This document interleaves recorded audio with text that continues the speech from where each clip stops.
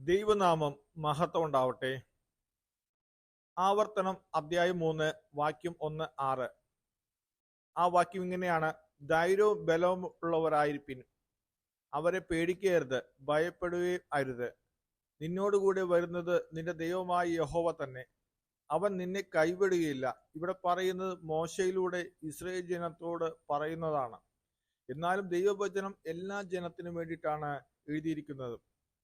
ദൈവം നമ്മോട് കൂടെയുണ്ട് എങ്കിൽ നാം എന്തിന് പ്രതികൂലങ്ങളെ പേടിക്കണം? നിന്റെ നേരെ ഏത് ജീവിത പ്രതിസന്ധി വന്നാലും നിന്റെ കരം ദൈവത്തിലേക്ക് നീട്ടുക.